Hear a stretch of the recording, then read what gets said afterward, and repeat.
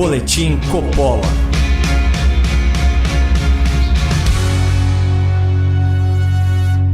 Sejam muito bem-vindos ao Boletim Coppola sobre a maior mentira contada por Lula da Silva nessa campanha e no primeiro debate entre os presidenciáveis.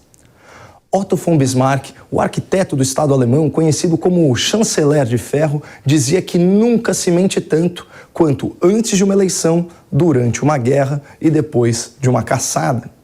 Ontem, nosso ex-condenado por corrupção confirmou a máxima do estadista prussiano e fez jus à descrição do próprio diabo, segundo o Evangelho de João, capítulo 8, versículo 44. Ele não se firma na verdade porque não há verdade nele. Quando ele mente, fala do que lhe é próprio, porque é mentiroso.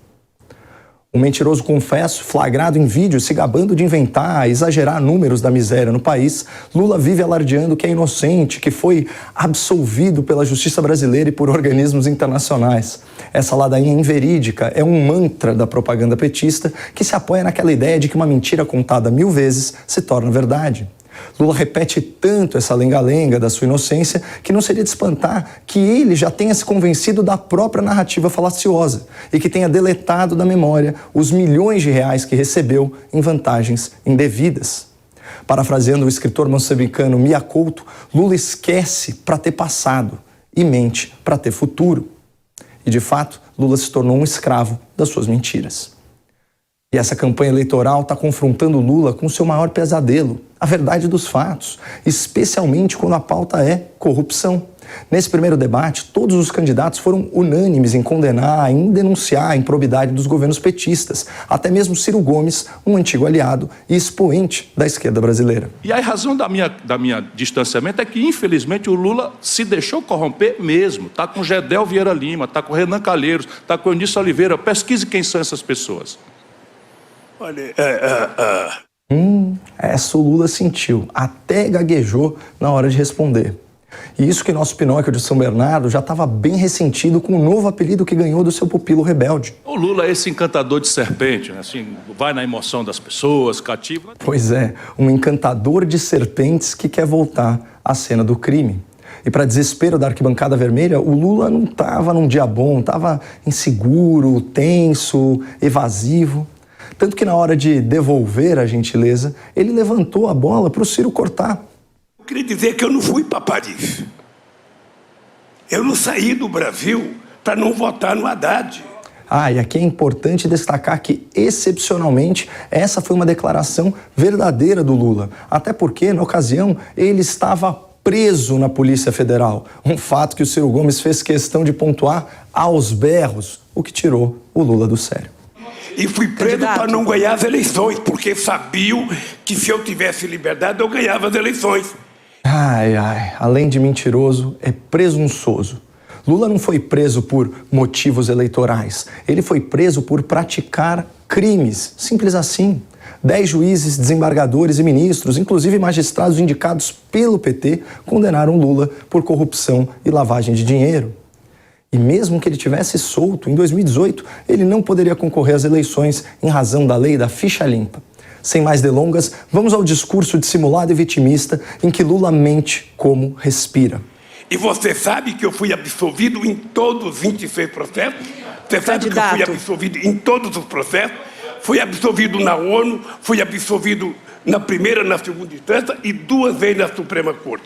Agora é o seguinte, eu sou o único inocente que paga o preço de ser inocente, ou seja, eu sou culpado porque sou inocente. Que tal abrir o dicionário?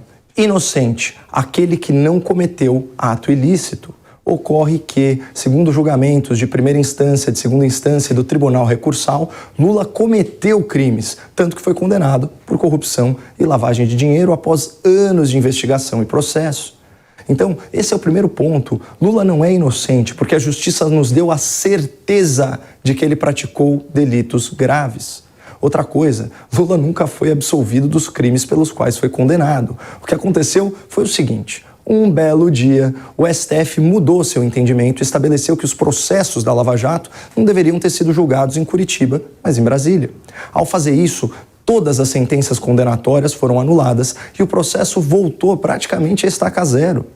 Acontece que Lula já é um senhor de idade e alguns dos crimes que ele praticou haviam prescrito, ou seja, pela demora em processar, a justiça perdeu o direito de punir.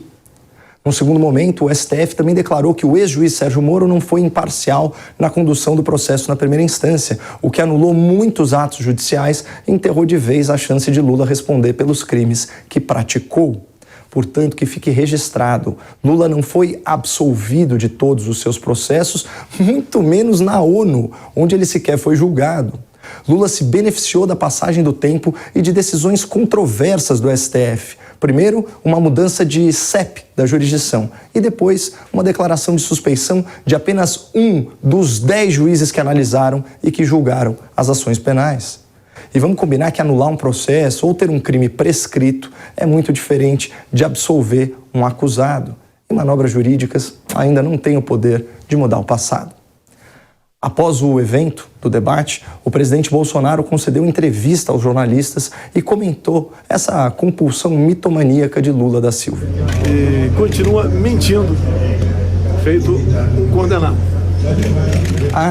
E voltando àquele novo apelido que o Ciro deu para o Lula, eu gostaria de compartilhar com a nossa audiência um fato interessante sobre os encantadores de serpente, aqueles caras que tocam as suas flautas e hipnotizam até a víbora mais venenosa com a doçura do som da sua música.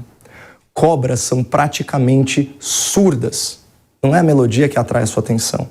O mesmo ocorre com as jararacas da imprensa, com as jiboias dos bancos e com as cascavéis do judiciário. São cobras completamente surdas para as mentiras de Lula, mas ainda assim continuam enfeitiçadas. Deve ter alguma outra coisa que atrai a atenção dessas serpentes e as deixa completamente encantadas. Muito obrigado, não percam a esperança no Brasil e fiquem com Deus.